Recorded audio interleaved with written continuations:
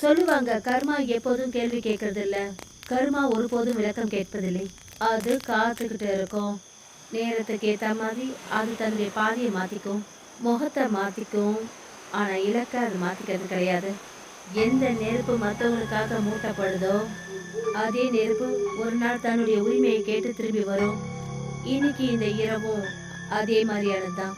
பிரதான படகு தளத்துக்கு தொலைவுல ஒரு வெறிச்சோடின சுடுகாட்டுல சாம்பலோட தடிமனான அழுக்கு படிஞ்சிருக்கு.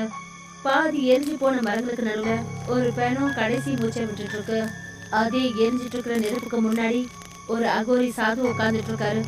கண்ணை மூடிக்கிட்டு உடம்பு முழுக்க சாம்பலை பூசிக்கிட்டு கால சுமையை தாங்குற ஜடைகளோட அகோரியோட உதடு விடாம மந்திரங்களை உச்சரிச்சுக்கிட்டு இருக்கு. சத்தம் வரல, ஆனா சித்தமா இருக்கு. அப்புறம் ஒவ்வொரு மந்திரத்தோட அவர் தரையில இருந்து சாம்பலை எடுத்து நெருப்புக்கு அர்ப்பணிக்கிறாரு. நெருப்பு விசித்திரமா படப்படன்னு அடிக்குது. எழுந்துக்க விரும்பல. சாதுவோட மூச்சு பாரமாக ஆரம்பிச்சது. பக்தியோட கைகளை வணங்கினாரு, ஏதோ தன்னைத்தானே இந்த கிரியையில முழுமையா இழப்பது போல. அப்பதான் திடீர்னு அந்த நெருப்பு அணிஞ்சது. நாலாபுறமும் ஒரு பயங்கரமான அமைதி நிலவுச்சு. சாது தரையில விழுந்து வணங்கினாரு. அப்புறம் அவர் மறுபடியும் எழுந்தப்ப சாம்பல் மரங்களுக்கு நடுவுல ஒரு உருவம் தெரிய ஆரம்பிச்சது. மெதுவா, முழுமையடையாத அமைதி. ஒரு பெண்ணோட ஆத்மா.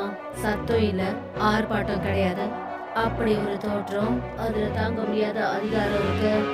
அவன் நேரா சாதுவை பார்த்தா முதல்ல சாதுவோட முகத்துல லேசான ஒரு மகிழ்ச்சி ஏற்பட்டுச்சு. அவர் நினைச்சாரு அவர் செஞ்ச கிரியைகள் வெற்றி அடைஞ்சதுன்னு. ஆனா ஒரு நொடியில அந்த சிரிப்பும் உறைஞ்சு போச்சு.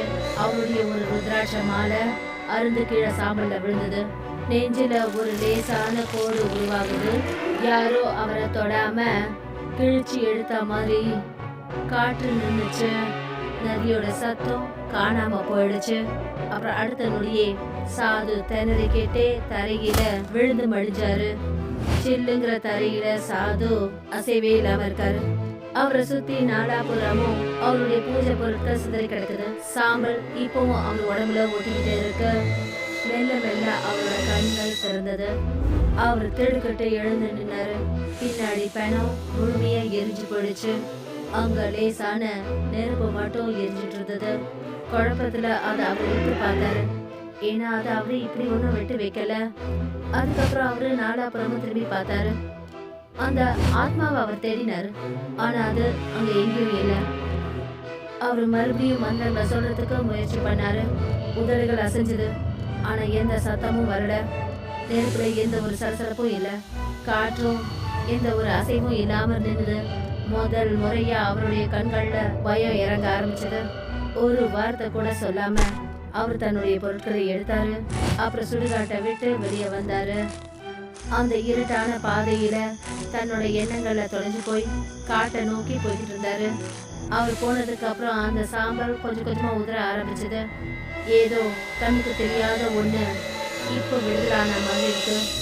அகோரி சாது தன்னுடைய ஆசிரமத்துக்கு திரும்பி வந்தப்ப அங்க கிராமத்து ஜனங்க கூட்டமா நின்றுட்டு இருந்தாங்க.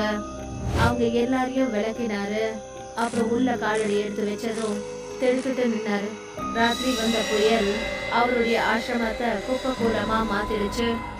நாலாபுறமும் குப்பைகள், உடைஞ்சு போன மரங்கள், அப்புறம் செதறி போன பொருட்கள் அங்க இருந்தது. பல வருஷங்கள் தியானம் பண்ணி அந்த பொருட்கள்லாம் அவர் சேர்த்து வச்சது. அது எல்லாமே மண்ணோட மண்ணா போயிடுச்சு. சாஸ்திர புத்தகங்கள் கிழிஞ்சு போயிருந்தது. சிலைகள்லாம் உடைஞ்சு போயிருந்தது. அப்புறம் அந்த இடத்துல எந்த இடத்துலையும் கருணையோ இல்ல பவித்திரமோ இருக்கிறதுக்கான அறிகுறியே இல்லை. எப்படி இருக்குன்னா யாரோ வேணுமே அவருடைய பக்தியையும் தியானத்தையும் நாசம் பண்ணாம இருந்தது.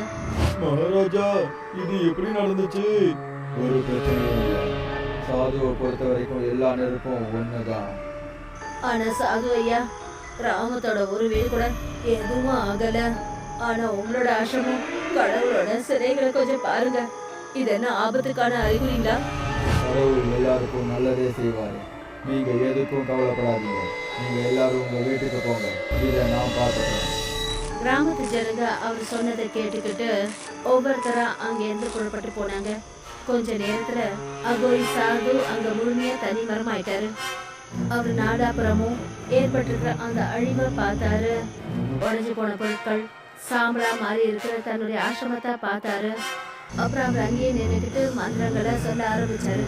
அப்புறம் மெல்ல மெல்ல அவருடைய கண்களை மூடிக்கிட்டாரு. அந்த அமைதியில அவரோட மூச்சும் ராத்திரியோட பாதி அப்படியே இருந்துருச்சு. அகோரி சாது யாக குண்டத்துக்கு முன்னாடி உட்காந்துக்கிட்டு மந்திரங்களை உச்சரிச்சுக்கிட்டு இருக்காரு. மந்திரத்தை சொல்லி முடிச்சதும் அவர் அங்க வச்சிருந்த கொஞ்சம் சாம்பலை எடுத்து யாகத்துல போட்டாரு. ஆனா அந்த நொடியே அந்த நெருப்பு அழிஞ்சிருச்சு. அப்ப திருப்பிட்டு அவர் தன்னோட கண்களை திறந்தாரு. எதிர்க்க நடக்கக்கூடாத விஷயம் நடந்ததை பார்த்துட்டு அவருடைய மூச்சே அடைச்சு போச்சு. என்ன இது? இந்த மாதிரி எப்போ நடந்ததில்ல. இல்ல, இது இது ரொம்ப பெரிய தப்பு. அவர் இத பத்தி ஆழ்ந்து யோசிச்சுட்டு இருந்த போது அவருக்கு அங்க ஒரு குழந்தையோட சிரிப்பு கேட்டுச்சு. அவர் உடனே திரும்பி காட்டை நோக்கி பார்த்தாரு. அப்புறம் அவருக்கு தூரத்துல ஒரு குழந்தை தெரிஞ்சது. யார் நீ? அந்த குழந்தை அமைதியா இருந்தது. பயப்படாத, நான் உன்னை எதுவும் பண்ண மாட்டேன். யார் நீ?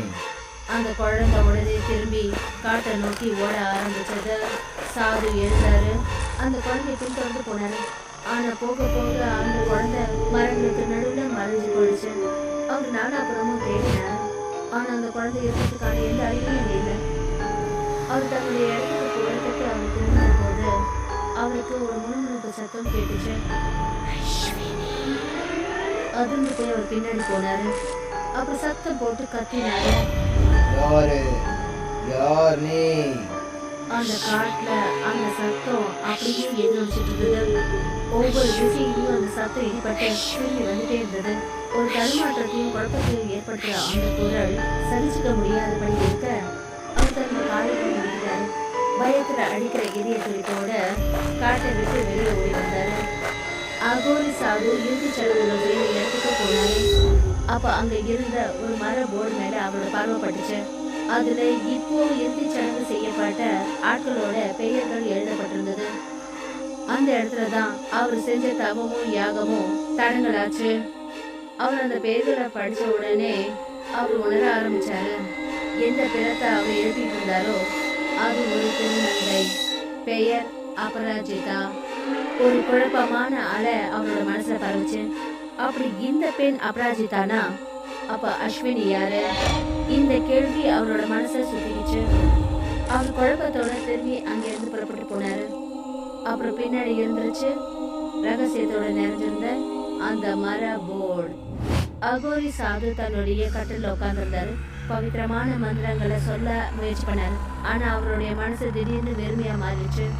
அவர் எல்லாத்தையும் மறந்துடுறாரு. வார்த்தை, மந்திரங்கள், பக்தி, அவருடைய நினைவுகள்ல யாரோ பர்தா போட்ட மாதிரி இருந்தது. ஓம் ஹ்ரீம் ஸ்ரீ ஓம் ஹ்ரீம் குவத். அவருடைய கண்கள் திடீர்னு திறந்தது. தன்னோட கண்கள் ரொம்ப பெருசா வச்சாரு. உடனே அவருக்கு புரிய ஆரம்பிச்சது. ஏதோ ஒண்ணு ஆரம்பிச்சிருச்சு. அவருடைய கண்கள்ல பயம் தெரிஞ்சது. தொண்டை வறண்டு போக ஆரம்பிச்சது. அவரு எழுந்து நிற்க முயற்சி பண்றாரு. அவர் மண் பானையில இருந்து தண்ணி எடுக்கிறதுக்காக போனாரு. ஆனா அதிர்ந்து போய் பார்த்தாரு. அங்க இருந்த பானைய காணோம். இங்கே அங்க தவிச்சுக்கிட்டு தேடிக்கிட்டு அவருடைய கைகள் ஏதோ பழைய சாஸ்திரங்கள் அப்புறம் எஞ்சி இருந்த பொருட்கள் மேல மோதினாரு. அத அவர் வீட்டை சுத்தம் பண்ணும்போது பெருசா கவனத்துல எடுத்துக்கல. அவர் சாஸ்திர புத்தகத்தை எடுத்தாரு. அதை படிக்க ஆரம்பிச்சாரு.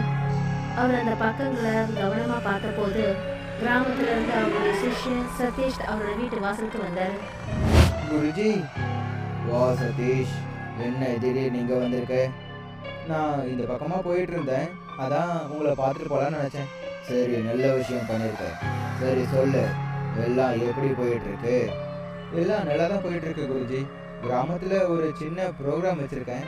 நீங்க அங்க வந்தீங்கன்னா எனக்கு ரொம்ப சந்தோஷமா இருக்கும். கண்டிப்பா. எந்த விஷயத்துக்கான ப்ரோக்ராம்? என்னோட தங்கச்சிக்கு கல்யாணம் முடிவாயிடுச்சு. அதை கொண்டாடுறதுக்காக தான். நீங்க கண்டிப்பா வந்து உங்க ஆசீர்வாதத்தை தரணும். நான் கண்டிப்பா வரேன். சதீஷ் தலைய அசைச்சு சரின்னு சொன்னாரு. அப்புறம் எதுவும் பேசாம அமைதி அங்கிருந்து போயிட்டாரு. சாஸ்திரம் அங்கேயே இருந்துடுச்சு. அகோரி சாது சச்சினோட தங்க விழாவில் உட்கார்ந்து இருந்தாரு. அங்க கிராமத்து ஜனங்க கூடி இருந்து கொண்டாட்டத்தை கொண்டாடிட்டு இருந்தாங்க. அவர் கூட்டத்துல இருந்து தனியா உட்காந்து அமைதியா எல்லாத்தையும் பார்த்துட்டு இருந்தாரு. ஸ்டேஜ்ல ஒரு சின்ன பொண்ணு பாட்டு பாடிட்டு இருந்தா. அவளுடைய குரல் நாசுக்காவும் ஆனா ஈர்க்கிற மாதிரி இருந்தது. அப்புறம் சாது அந்த பொண்ணை கவனமா பார்த்துட்டு இருந்தாரு. திடீர்னு அவர் விசித்திரமா உணர ஆரம்பிச்சாரு. விழாவுல நடக்கிற அந்த சந்தோஷம் சத்தம் தூரத்துல கேட்கிற மாதிரி இருந்தது. அப்புறம் நாலாபுரமும் எழுந்து சூழ்ந்தது. அந்த இடத்துல லேசான கைத்தட்டல் சத்தம் கேட்டுச்சு. விசித்திரமா ஏதோ திருநங்கைகளோட கைத்தட்டல் போல. அவரோட கண்ணு திறந்தது. இதையும் பயங்கரமா துடிக்க ஆரம்பிச்சது. அப்புறம் அவர் பார்த்தாரு, உண்மையிலேயே இவங்களோட கிராமத்து ஜனங்க அந்த பொண்ணை பாராட்டுறதுக்காக எல்லாரும் கைத்தட்டுறாங்க. அவரோட மனசுல லேசான பயம் இறங்க ஆரம்பிச்சது. அவர் உடனே அங்கிருந்து போகிறதுக்கு முயற்சி பண்ணாரு. அப்பதான் பார்த்தாரு, அங்க பக்கத்துல ஸ்டேஜ் கவுண்டர் கிட்ட ஒரு திருநங்கையோட ஆத்மா நின்றுட்டு இருந்தது. அப்புறம் அவ மெல்ல மெல்ல கை தட்டிட்டு இருந்தா. பயந்து போய் அவர் திரும்பினாரு. ஆனா அங்க யாருமே இல்லை. அப்புறம் அவர் மறுபடியும் கவுண்டரை நோக்கி பார்த்தாரு. இந்த தடவை அந்த ஆத்மாவை அங்க காணும். இது தெரிஞ்சதும் ஏதோ வித்தியாசமா நடக்கிற மாதிரி இருந்தது. அவர் நேரத்தை கடத்தல அங்க இருந்து ஓடிட்டாரு. பயம் அவருடைய எண்ணத்துல பாரமா மாறிடுச்சு. சாது காட்டுல ஓடிக்கிட்டே இருந்தாரு. அவருடைய மனசு ஏதோ ஞாபகங்களோட குழப்பத்துல இருந்தது. அப்பதான் அவருக்கு முன்னாடி திடீர்னு ஒரு மின்னல் போல பழைய ஞாபகங்கள் வர ஆரம்பிச்சது. அஸ்வினி திருநங்கை சமூகத்தை சேர்ந்தவங்களால பாசம் பந்தத்தோட வளர்க்கப்பட்டவ. மேடையில நின்னுகிட்டு தன்னுடைய மென்மையான குரல்ல பாடிக்கிட்டு இருந்தா. அவ கிராமத்து ஜனங்க கிட்ட மூட நம்பிக்கைகளை நம்ப கூடாது, எல்லா தர்மங்களையும் சமமா பாவிக்கணும்னு அறிவை கொடுத்துட்டு இருந்தா. இது போன்ற மூட நம்பிக்கைகளுக்கு நீங்க இடம் கொடுக்கவே கூடாது. எல்லா இடத்துலயும் கடவுள் இருக்காங்க. அவங்க எல்லாருக்கும் நம்மளோட பிரார்த்தனை சமமானது. சாது சமூகம் அவளுடைய ஈர்க்கக்கூடிய இருப்பு அப்புறம் விழிப்புணர்வு ஏற்படுத்துறதுல கோபமா இருந்தாங்க. அஸ்வினிய டயன்னு சொல்லி கிராமத்து ஜனங்க நடு காட்டுக்குள்ள அவளை இழுத்துட்டு போயிட்டாங்க. அவளை சங்கிலியால கட்டி சாதுகளோட வட்டத்துக்குள்ள உட்கார வச்சாங்க. அவங்க எல்லாரும் மந்திரங்களை சொல்லிட்டு இருந்தாங்க. திருநங்கைகளோட வேண்டுதல் அப்புறம் அஸ்வினியோட பிரார்த்தனை எதுவும் பயன்படல. ஒரு சாது எந்த ஒரு கருணையும் இல்லாம எரிஞ்சிட்டு இருக்கிற சந்தன மரத்துண்டால அந்த குழந்தைய நெருப்புக்கு இரையாக்கிட்டாங்க. திருநங்கைகள் கோபத்துல கை கட்ட ஆரம்பிச்சாங்க. அவளுடைய சத்தம் அந்த காட்டை எதிரொலிச்சது. அப்புறம் கிராமத்து ஜனங்களுக்கு சாதிக்கான சாபம் இட்டா. நீங்க எல்லாரும் சேர்ந்து என் குழந்தைய கொண்டுட்டீங்க. இது இந்த திருநங்கையோட சாபம். இந்த கிராமத்தையே அழிச்சிடும், எல்லாத்தையும் முடிச்சிடும். சதீஷ் சோர்வு அப்புறம் கவலையோட தன்னோட அப்பா கிட்ட போனாரு. அப்புறம் அவர்கிட்ட மொத்த விஷயங்கள்னு சொன்னாரு. அப்பா, மண்டபத்துக்கு வெளியே ஒரு பெரிய ஷார்ட் சர்க்யூட் ஆயிடுச்சு. அப்பா அவரோட பக்கம் திரும்பி பார்த்தபோது அப்புறம் ஏதோ சொல்லதான் வந்தாரு. அப்பதான் திடீர்னு ஒரு பயங்கரமான நெருப்பு சத்தம் மொத்த இடத்தையும் ஒரே நொடியில தன்னுடைய பயங்கரமான நெருப்பால சுத்திக்கிச்சு. சாது தூரத்துல இருந்து அந்த வெடிப்பை பார்த்துட்டு இருந்தாரு. அவரோட கண்ணில் கண்ணீர் வந்தது. பயந்து போய் அவர் திரும்பி ஓட ஆரம்பிச்சாரு. அப்பதான் அவரோட பாதையில அபராஜிதாவோட ஆத்மா தோன்றுச்சு. அவளை பார்த்ததும் அவர் மண்டிட்டு கீழே விழுந்தாரு. நடுக்கத்தோட கருணை காட்ட சொல்லி பிச்சை எடுக்க ஆரம்பிச்சாரு. ஷாமா தேவி, நான் ரொம்ப பெரிய தப்பு பண்ணிட்டேன். நான் பண்ணது எல்லாமே பெரிய தப்பு தான். நான் இந்த கொலைக்கு பிராயச்சித்தம் பண்றதுக்கு தயாரா இருக்கேன். அபராஜிதாவோட ஆத்மா சாந்தம் அடைஞ்சது. அவளுடைய முகத்துல வெற்றிக்கான ஒரு லேசான சிரிப்பு தோன்றுச்சு. தன்னுடைய கையை உயர்த்தி அவ சாதுவை காற்றுல தூக்கினா. அப்புறம் அவரை அதே இடத்துக்கு எடுத்துட்டு போனா. அபராஜிதாவோட இறுதி சடங்கு நடந்ததே அந்த இடத்துக்கு. அவர் அந்த காற்றுல எழுந்துட்டு போன போது அவரோட உடம்புல இருந்து ருத்ராட்ச மாலையில இருந்த ருத்ராட்சைகள் ஒன்னொன்னா கீழே விழ ஆரம்பிச்சது. கடைசியான ருத்ராட்ச மாலை சரியா சுடுகாட்டுக்கிட்ட வந்து விழுந்தது. ஒரு பயங்கரமான பலத்தோட அபராஜிதா அவரை காட்டுல தூக்கி வீசினா. அப்புறம் சாது நேரா போய் அதே இடத்துல விழுந்தாரு. அங்கதான் அவங்க இறுதி சடங்கு நடந்தது. மற்ற திருநங்கைகள் எல்லாம் அவரை சுற்றி நின்றுட்டு இருந்தாங்க. அவங்கள ஒருத்தவங்க அதே மாதிரி எரிஞ்சிட்டு இருக்கிற சந்தன மரத்துண்டோட முன்னாடி கொண்டு வந்து கொடுத்தாங்க. அபராஜிதா அத சாது பக்கம் உயர்த்தினா. அப்புறம் சாது நடுநடுங்கிக்கிட்டே கெஞ்சி கதறி பிச்சை கேட்டாரு. வேண்டாம் வேண்டாம், என்ன மன்னிச்சிடுங்க, வேண்டாம். அபராஜிதா எரிஞ்சிட்டு இருக்கிற அந்த அக்னியை சாது மேல தூக்கி வீசினா. அப்புறம் அவரு முழுமையா எரிஞ்சாரு. அவனுடைய கதறல் சத்தம் காற்றுல எதிரொலிச்சது. அப்புறம் திடீர்னு அந்த காட்சியோட இணைஞ்சது. அதுல கொஞ்சம் கூட இறக்கமே இல்லாம அவங்க அஸ்வினியை எரிச்சாங்க.